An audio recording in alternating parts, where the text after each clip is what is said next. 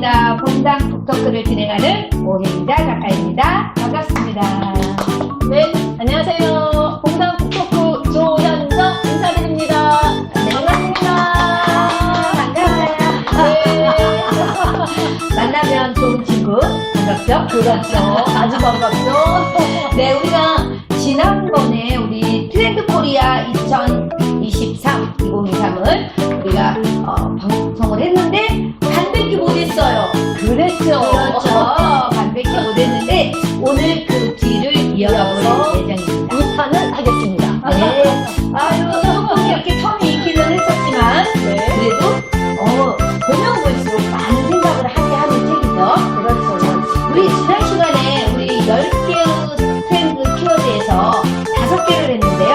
지난 시간에 평균, 실종, 오피스 빅뱅, 체리 슈머, 인덱스 관계, 누리맨드 전략까지 했습니다. 네. 방송 들어보신 분들은 또 들어보셨겠죠? 네, 이어서 저희가 나머지 5개의 키워드 함께 나눠보도록 하겠습니다. 준비되셨죠? 네, 렛츠고! 렛츠고! 좋습니다. 자, 우리 6번째 키워드죠. 디깅 모멘텀입니다. 디깅 모멘텀. 디깅 모멘텀. 디깅이 무슨 뜻인가요? 디깅. 깊게 파다, 채굴을 하다. 모멘텀, 움직임을 뜻하는 물리학 용어인데요. 깊게 파면서 움직이다. 예. 맞아요. 그래서 우리가 뭔가에 몰입한다는 의미거든요. 그래서 디깅 모멘텀은 자신의 취향에 맞는 한 분야를 깊이 파고드는 행위, 그것을 디깅 모멘텀이라고 합니다. 그렇죠.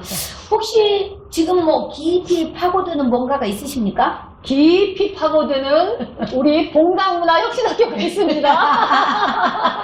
맞아요. 우리 조현정 선생님이 방송 스피치. 진짜 봉당에 풍덩 빠져있고 또 세상을 내 손 안에 SNS 마케터로 활동하고 있습니다. 아, 그렇죠. 더 깊이 디깅하고 있으시죠. 네네. 저 같은 경우는 요즘에 살짝 디깅 모멘텀에 빠져 있다고 할 수 있는 게, 디깅 모멘텀을 하고 있다고 할 수 있는 게 공부이기도 한데요. 네. 그 공부 중에서도 언어. 네, 언어를 우리가 그냥 쓰는 이 언어들이 되게 생각 없이 사실은 무의식적으로 말을 많이 하잖아요. 그쵸. 그런데 우리가 쓰는 단어 하나하나가 어떤 상황에서 어떻게 쓰느냐에 따라서 어떤 맥락이나 의미나 이런 게 좀 달라질 수 있다는 것. 그래서 제가 국어 사전도 새로 사고요. 한자 사전도 사고 있습니다. 와, 잘하셨습니다. 네, 그렇게 해서 저는 나름대로 이렇게 가고 있는데 여러분들은 어떤지 궁금하죠. 이렇게 디깅 모멘텀을 3가지 유형으로 나눌 수가 있는데요. 그쵸. 첫째는 컨셉형, 둘째는 관계형, 셋째는 수집형, 이렇게 나눌 수가 있는데 우리 그 이야기 한번 함께 나눠볼까요?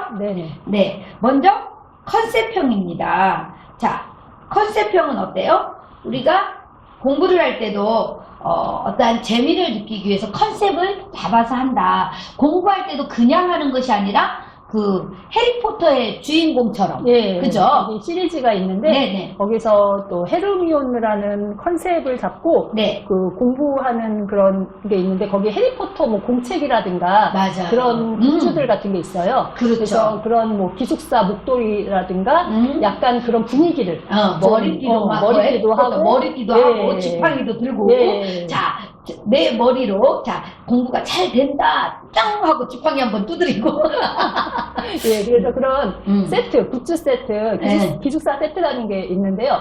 그런 거를 또 놓고 거기 이제 컨셉을 잡고 또 공부를 하는 그런 게 또 있어요. 맞아요. 그게 이제 컨셉형이죠.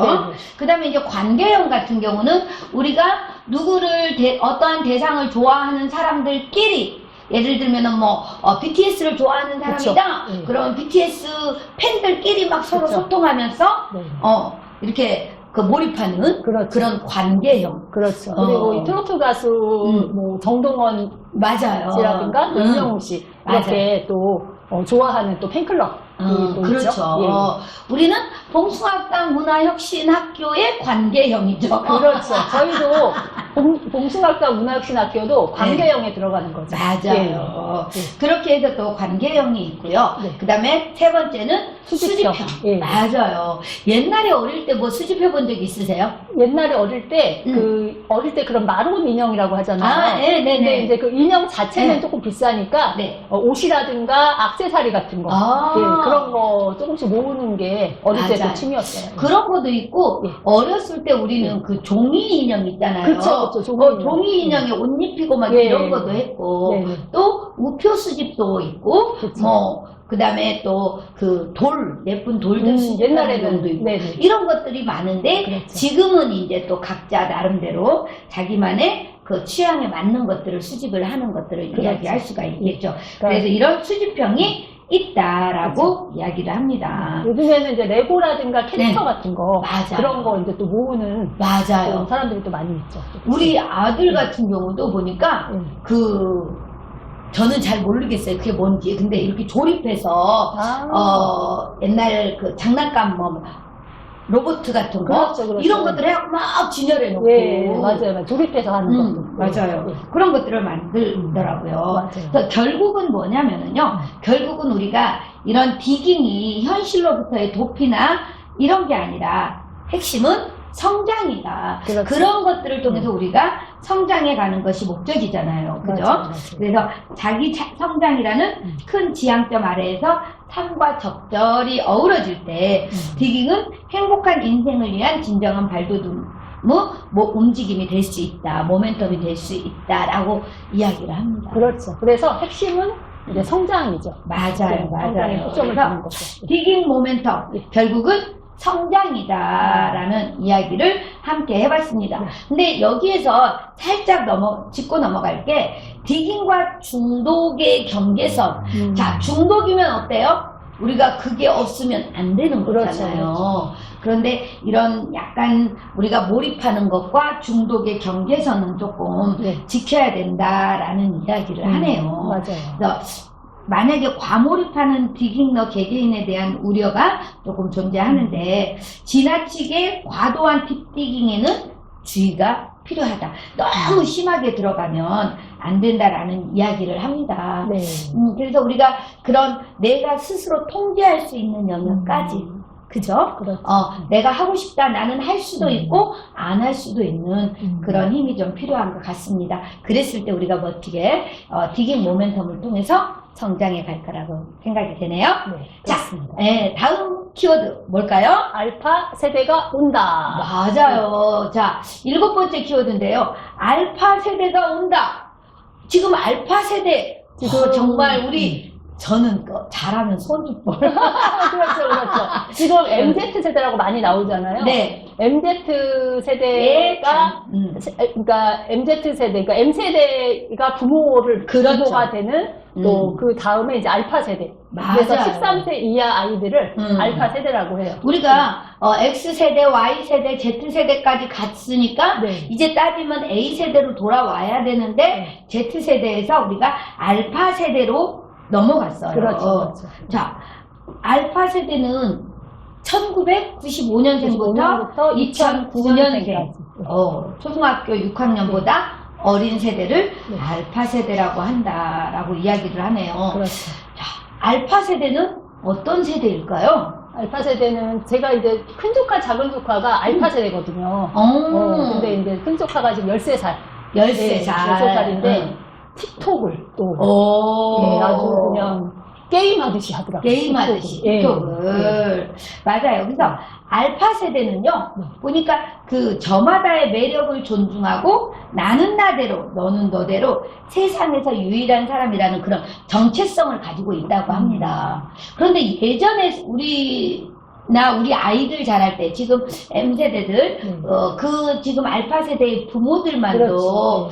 이런 되게 경쟁의식 속에 살았잖아요. 1등을 해야 된다는. 그죠? 그런데 지금 알파 세대는 그런 경쟁보다, 나는 나대로, 너는 너대로, 각자의 길을, 오히려 이런 부분은 되게 좋은 것 같아요. 그거는 그래요. 그러니까 자기가 중심이고, 내가 세상의 중심이고, 그러니까 내가 행복해야 된다는 게 또 갖고 있는 거죠, 알파 세대는. 그쵸. 근데 이게 조금 도가 지나치면 이기심이 자기 중심, 그러니까 될 수도 이기심으로 있겠죠. 잘못하면 갈 수가 있죠.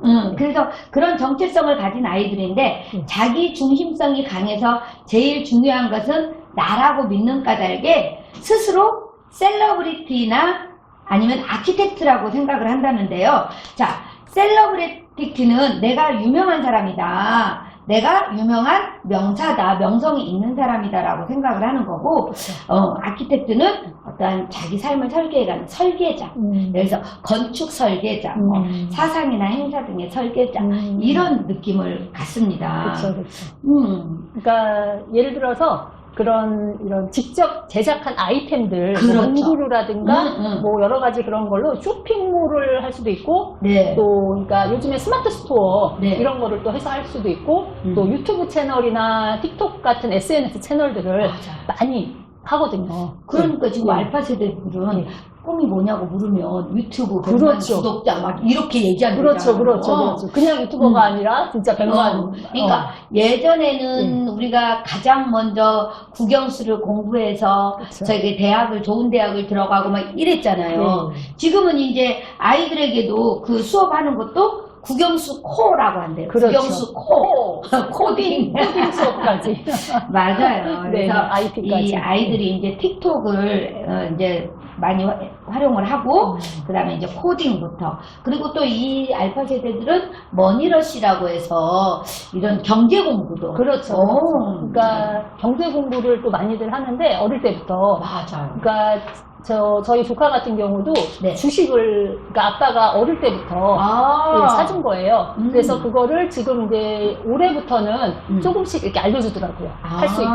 그쵸. 예, 그런 거를.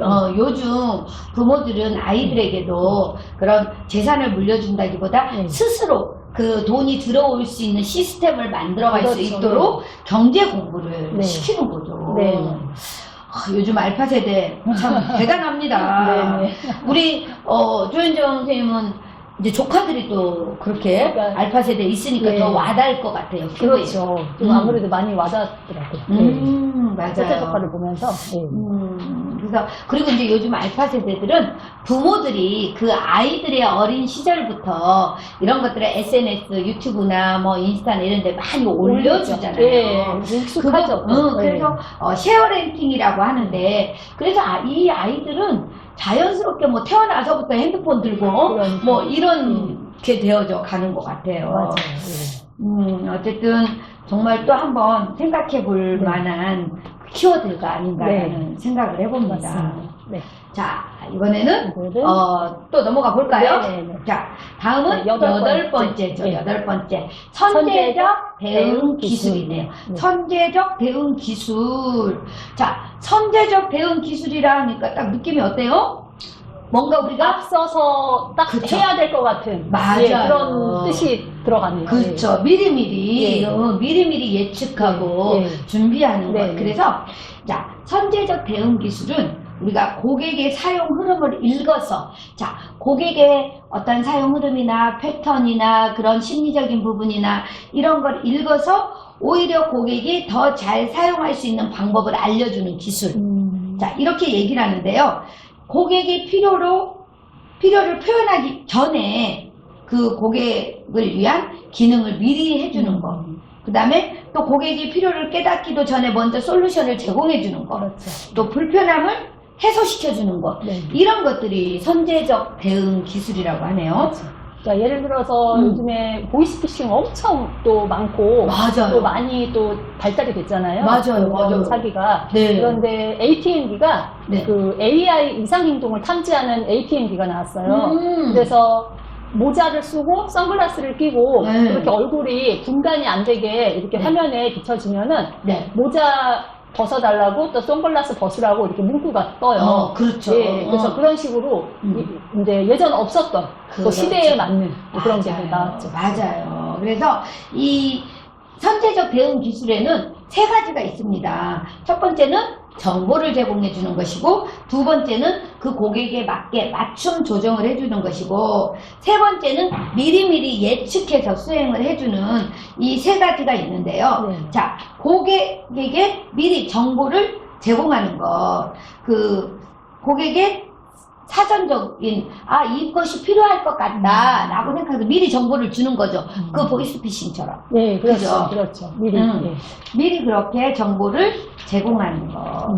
그 다음에 두 번째는 어때요? 두 번째는 미리 맞춤형으로 이야기를 해주는 거죠. 네. 그 상황에 맞게 고객이 이렇게 저렇게 될 것이다 하면은 맥락에 따라서 기능이 자동적으로 이렇게 맞춤 조정을 해주는 거예요. 네.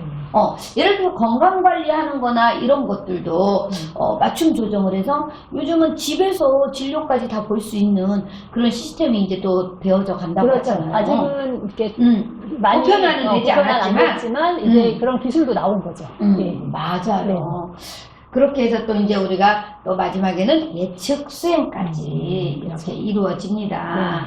자, 이런 것들은 사실은 이제 공공 영역에서도 필요하고 개인적인 영역에서도 필요하다라고 이야기를 하는데요. 자, 사물인터넷, 인공지능, 빅데이터 등이 이제 이런 것들이 대표돼서 이 4차 산업혁명 시대에는 그렇게 우리가 미리 선제적 대응을 할 수 있는 기술을 잘 알려주고 있습니다. 맞아요. 이 키워드가 엄청 중요하죠. 그렇죠. 이렇게 또 그만큼 의학 기술도 발달했고 네. 또 다른 그런 IT 기술도 발달하다 보니까 맞아. 치료보다는 예방에 맞아요. 이제는 더 우선순위를 두는 거죠. 네. 그렇습니다. 네. 자, 이렇게 해서 우리가 8번째 키워드 갔고요. 네. 자, 조금 더 자세한 내용이 궁금하다 하시는 분들은요, 책을 사서 보시면, 그렇구나 하고 좀 더 이해가 쉬우실 거예요. 저희 영상을 보시고, 그러고 나서 책을 보면 도움이 많이 되실 거라고 생각을 합니다.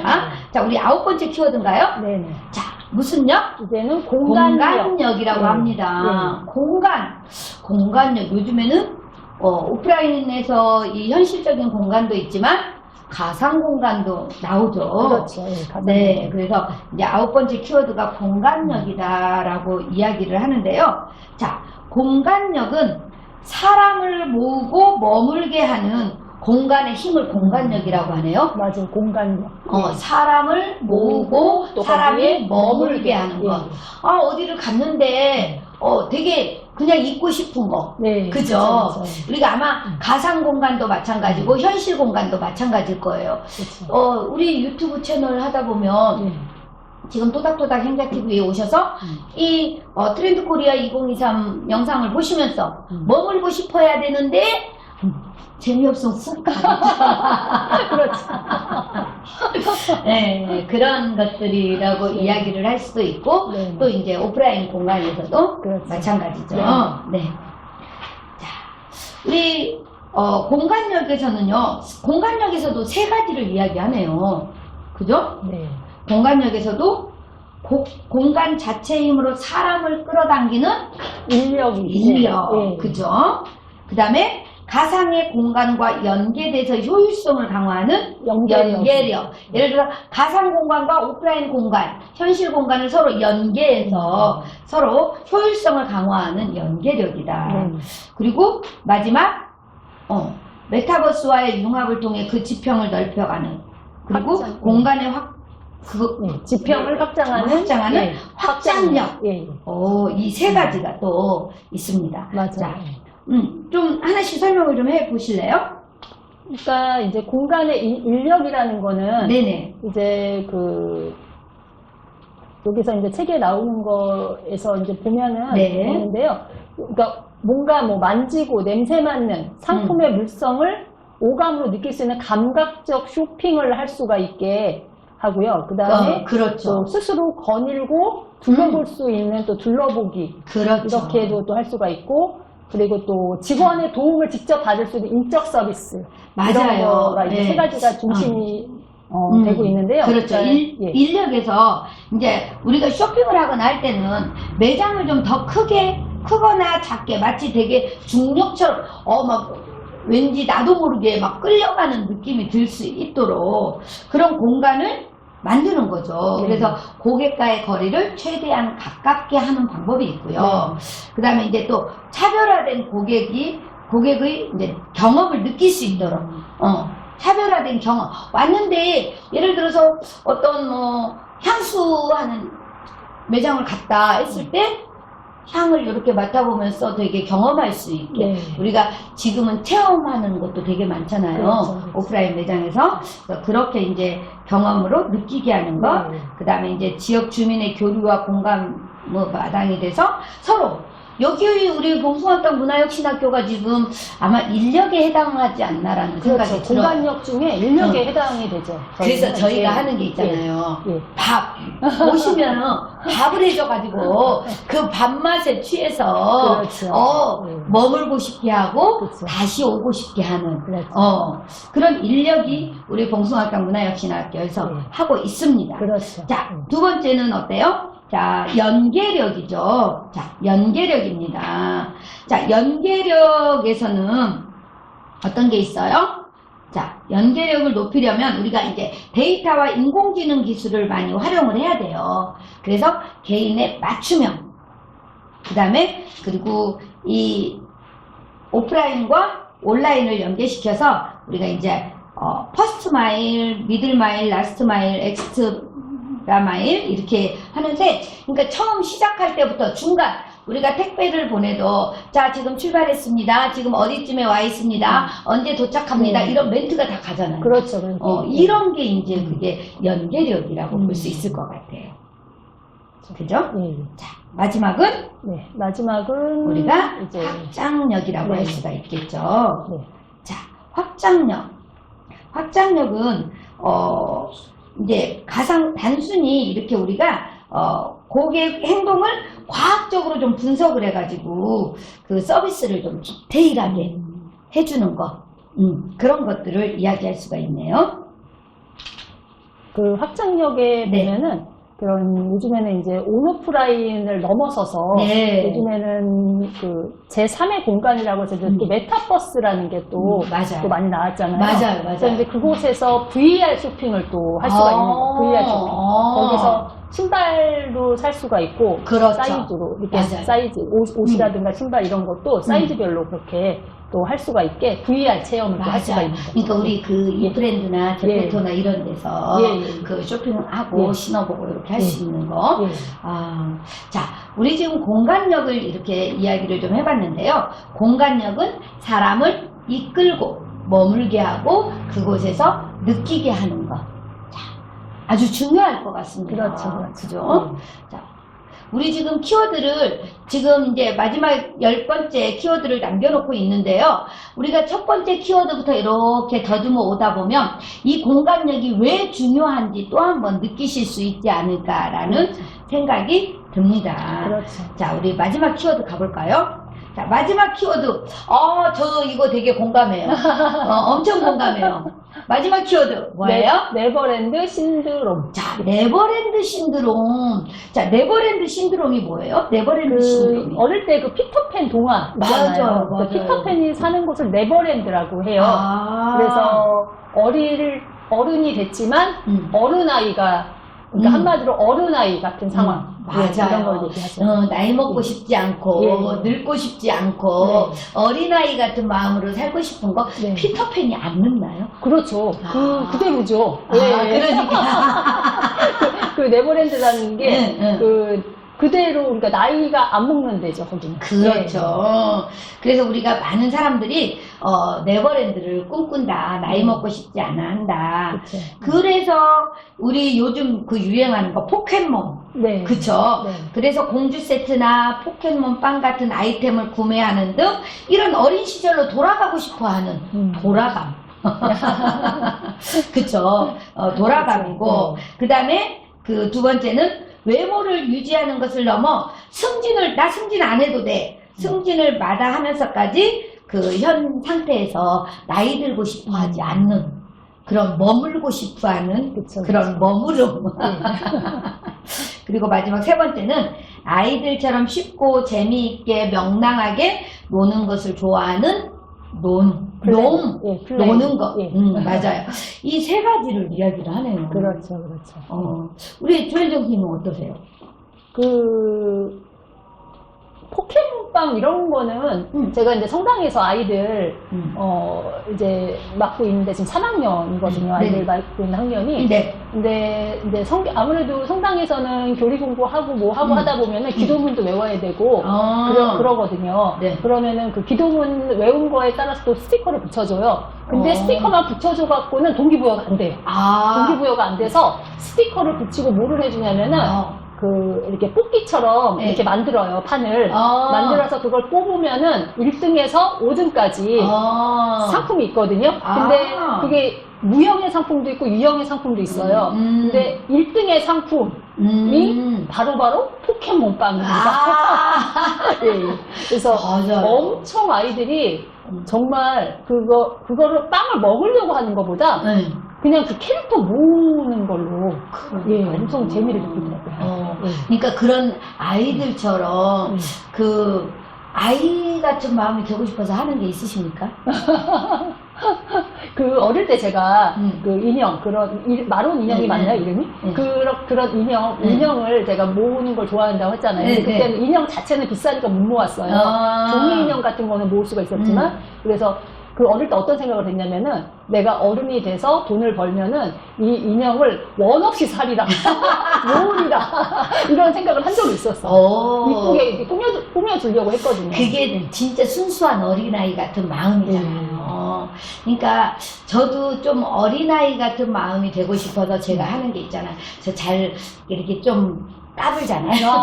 예, 귀여우세요, 되게. 그쵸? 그래서 웃는 것도 웃고, 막 가끔 음악 나오면 막 춤도 추고, 이런 것들이, 어린아이 같은 마음이 되고 싶은 그런, 일종의 하나가 아닌가라는 그런 생각이 들어요. 그래서, 자, 우리 사회는 이렇게 이제 어떤 일부 취향이 아니라 사회 전체의 사고방식이나 생활 양식이나 이런 것들이 다 이제 그런 네버랜드 신드롬으로 가고 있다라는 이야기를 하는데요.